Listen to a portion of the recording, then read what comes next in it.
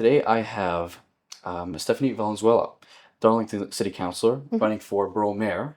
You made history in 2021, being the first Filipina to actually get on Montreal City Council. Not only that, but you're also one of the youngest people at the table at City Council. So I'm quite excited to talk today. Yeah. In the past, you've said, if I don't do it, who will? You know, certain people in my demographic, within the youths, tend to be a little cynical about politics. Maybe they don't go out to vote. And voter turnout last election, I believe in Darlington, was around 28.25%. So pretty much, what's your pitch when it comes to, getting people to vote, especially within the youth? Yeah. Well, I think that it's important to understand that regardless of your age, what background you're from, it's important to actually exercise your civic duty and go out and vote. And I understand the cynicism that's out there. Truly, there's cynicism within my own, network because of the lack of results that they've seen for, decades in terms of politics and public policy. However, it's that exact cynicism that has led us to where we are today, where you have low voter turnout and you have a small group of people that do vote that determine how our lives are for 4 years, whether it's at the municipal, provincial, or federal level. And that's the point I try to always bring across, is that it doesn't matter what your opinion is, that's your right, but the least you can do is go out and vote, because you complain and you will complain. And if you don't vote, you've basically given your right to someone else to decide how your taxes will be spent, how your social programs will be handled, whether it's at the provincial level for your healthcare, your education, at the municipal level for how your taxes are spent on your basic services. So I just think that in general, we have to educate people and sensitize people on what it means to actually vote and what it can translate to when you take the time to do it.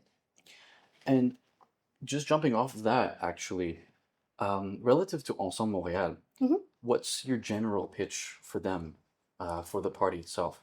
Ensemble Montréal is a party of a mix of people from different backgrounds, cultural, generational. It's people that have also a mix of experience. Some have been elected for decades, and some at this very moment have stopped their professional careers in order to give back to our society, to Montreal, because they feel like there's change that's needed, whether it's Claude Pinard, who has a very vast CV in terms of financial management. Lorraine Pintal, who is a pioneer and a pillar in Quebec culture, for example. One of my candidates in Loyola, Alexander Teodorescu, who has immense experience in artificial intelligence. These are all people that don't need to go into politics, but felt compelled to do so because they are not exactly pleased with how the city has been run in the last 8 years. Montreal is a city mostly filled with renters. And I've seen definitely that students tend to feel the squeeze. Within NDG and CDN, how are you going to assure that there's some level of affordable housing potentially? Yeah. Like, what's kind of the plan? What's the plan? Definitely. I think it's really important that I really make it clear that as someone that was born and raised in the neighborhood, in the district of Darlington, I know that streets like Linton, Barclay, Plamondon, Bouchette, Bourret, those are all streets that are still until this day considered affordable, where they have housing that are affordable, but have its own struggles and obstacles because of the conditions in which those buildings are maintained in. So one of the first things that we really need to attack is maintaining that affordability in those areas, making sure that those areas don't fall into decrepitude, so that at some point they don't become vacant buildings, and that big landlords come in and start purchasing them to gentrify the area. One of our biggest struggles or challenges for the next few years is how to avoid gentrifying those pockets of the borough? How do we maintain a central borough in its affordability, right? So aside from, yes, creating new housing that is deemed and zoned affordable, you have to maintain the affordable stock that you currently have. And that's by increasing inspections, making sure that when you have residents, signaling a 311 complaint about mold or vermin or, issues of, let's say, the heating in the winter, that an inspector actually does the job to make sure that afterwards the landlord is compliant into fixing those different issues. Projet Montréal so far has gotten a lot of flack for certain projects like the Hippodrome. Yeah. So, and I hear about that, as a criticism quite often. But in terms of Ensemble, obviously, you guys aren't, Ensemble hasn't won exactly. But looking to the future, Yeah. what's sort of one kind of project that you might be able to point to and say, look, guys, we have this going on. We've got housing as a priority because XYZ reason. So there's multiple action plans that we hope to implement on day one as soon as we're elected, right? Okay. So aside from the first part that I've mentioned, where we're going to be very proactive in terms of maintaining the current housing stock that exists, because we can accelerate as much as we'd like the development of housing, but it's going to take time before a person actually gets to have that roof over their head in that new housing stock, right? So you have to, one, maintain housing, two, speed up the development of housing in terms of, speeding up permits, speeding up collaboration with developers, for example, whether it's on the Namur Hippodrome site or whether it's with Empress Theater, for example, that is a building that has been owned by the City of Montreal since 1999. There's also the NDG YMCA that was purchased by the City of Montreal in the last mandate that belongs to the city. But I also think that it's important to really raise the flag on vacant buildings. Vacant buildings that are owned by the SHDM, the OMHM, the SHQ. Those are all lots of land where people used to live in social housing but fell into vacancy because of the lack of maintenance. And there was a fire in NDG a few weeks ago for a vacant building since 2017 that was social housing in the past. There are multiple vacant buildings on Cavendish near Benny, for example, West Haven, Fielding, so these are different avenues to which you have to work and work very quickly with a real plan in order for housing to come back in stock and then affordability to be a real thing in Montreal. You have to avoid becoming the next Toronto and Vancouver. And the reality is that this flag has been raised in Montreal for quite some time now, that the affordability was dropping in the city of Montreal. And there hasn't been much to really slow down that process. Around Concordia, especially last year, I heard a lot about certain, worries about over police presence Yeah. in the area. How would you sort of address certain safety issues without having any sort of perhaps increased police presence in an area? So for anyone that has followed what has happened, especially in the last few years in the borough of Côte-des-Neiges and NDG, it's one of the boroughs where we've had the most violent incidents or even attacks towards youth. A few months ago, there was a young boy, 16, that was stabbed and died near the Nelson Mandela Park, which is in the Snowden district. There was a shooting that took place also a few months ago in front of Côte-des-Neiges Metro in the Jean-Briand area. So the unfortunate reality of our current society is that there seems to be a lot of youth violence, and there seems to be an increase of that. And it isn't an increased police presence that's going to change the trend that's happening, right? It's really a situation where, as a society and as a community, we have to address the reality of this and what are the root causes of why there are an increase in violence, whether it's in the youth or just in general insecurity reasons, right?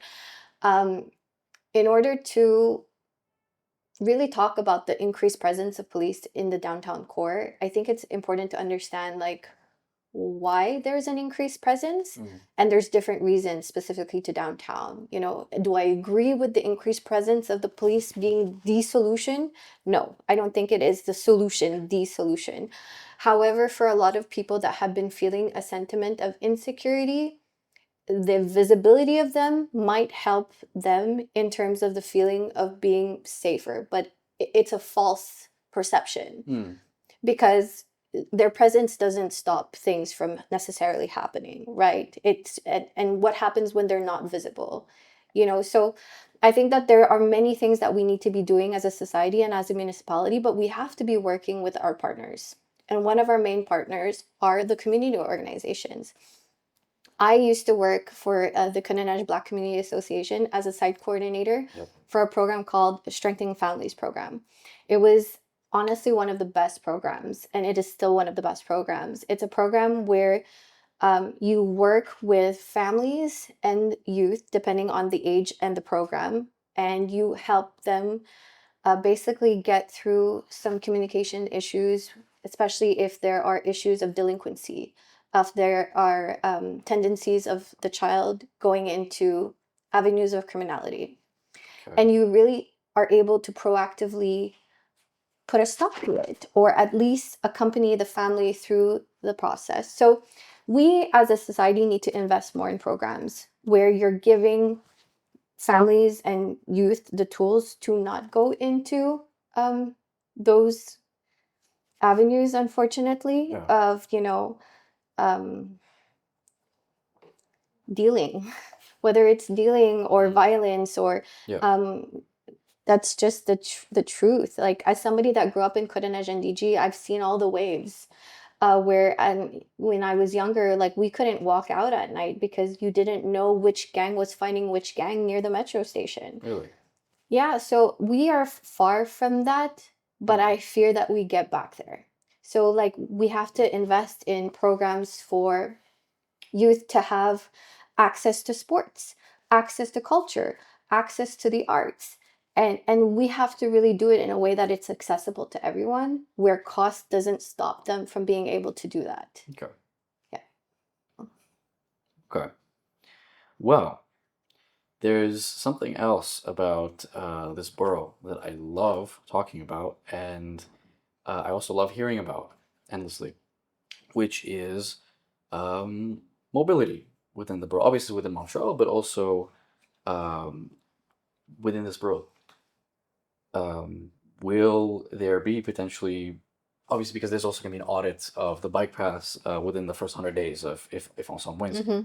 Given that, pretty much my question is there going to be more or less bike lanes around? Honestly speaking, I think that there actually might potentially be more, depending on how the network is going to be revised. The question isn't necessarily whether there's going to be more or less. The question is whether it's going to be an actually well connected and a secure network. That's the honest truth. Because I'll give you a very concrete example. The Grand Boulevard bike path that connects you to de Maisonneuve. It's one path that is, honestly, it shouldn't be there. If I challenge anyone to bike on de Maisonneuve and then turn onto Grand Boulevard to make it down to Monkland, for example. It's one specific bike path that I understand the route that it's in, but the current way it's been planned out really doesn't make sense. You have a one-way street with two parkings on both sides, and you have a painted bike lane on both sides. I think, as somebody that has an electric scooter, and some people are going to be like, oh my gosh, I don't like it. Electric scooters, they're too fast. But I have an electric scooter. And my partner bikes to work every morning and coming home in the summertime. So we like mobility options, and we want to do it safely in a network that makes sense. Giving space to all the users, not just the drivers, but the actual, active mobility users and pedestrians. Mm. So we'll see after November 2nd. And, hopefully if we're the administration, or when we're the administration in power, 100 days from the audit, we'll know exactly what needs to be changed. Jumping off from all that, I learned through my research that you are born and raised in Arlington in the area, right? Yeah. So, and that's kind of the opposite of me, because I sort of kind of got adopted by this borough once I started going to Loyola campus Yeah. for uni, and I love the area. I have a bunch of friends who live here as well. What was one place growing up that you kind of have a lot of memories tied to? Growing up, was there a venue or a cafe, a sort of place that you kind of look to and like, this is what Darlington / the borough kind of represents for me? The whole sector of Van Horn and Victoria for me is my whole childhood. And that's really like a personal thing, because I grew up right at the corner of Victoria and De La Peltrie. Mm. And then I spent the rest of my life in that like quadrilatère. I went to primary school at Simone Monet, and then I went to Le Petit Chapiteau, and like I really grew up in that neighborhood. It's the neighborhood that raised me. It's the neighborhood that really, I can say, made me who I am today. Sure. Yes, I'm very proud of my roots as a Filipina, because that's where the Filipino community is truly at the heart of in the city of Montreal. But there's so much diversity in the borough of Côte-des-Neiges and NDG. I had a neighbor, one of my closest friends growing up is Jamaican. Like one of our neighbors is Sri Lankan, and it was like a whole. You have to understand that when you have immigrant parents, right, and they're working like double jobs, 16 hours a day, every day you're looking for a new babysitter, right? So who's going to watch the kids tonight? It was a community of people taking turns watching the kids of the neighborhood. Mm. So we all lived in a building, and we all had this shared balcony space, and we all just hung out. We all chilled. We did our homework together. And that was my growing up. So for me, if I can say, like, what is the spot of Darlington for me that is just like you can't remove from my memory, it would be that area of Van Horn, Victoria. Interesting. I have one last question for you. As someone who was born and raised here, I want to quiz you a little. Go for it. Okay? Okay. Want to ask you a few questions about street names. Okay. Yeah? Real or fake street name. Okay, go for it. So, first one, hopefully it's not too easy. Avenue Linton, real or fake? Real. Very real. Yeah. All right. Second one, Rue Winston. Fake. All right. Yes, you're right. It is fake. Yeah. You got it. Let's see now. I don't know if I want to ask you that one already. Okay. Avenue Finley. Finley. Mm-hmm. There's a Finchley. There's a Fielding. Finley, no. No? You're right. However, there's one in New Brunswick, apparently. Not in Côte-des-Neiges and NDG. Yeah. All right. Last one I have here. Avenue du Courtrai. Real. Okay.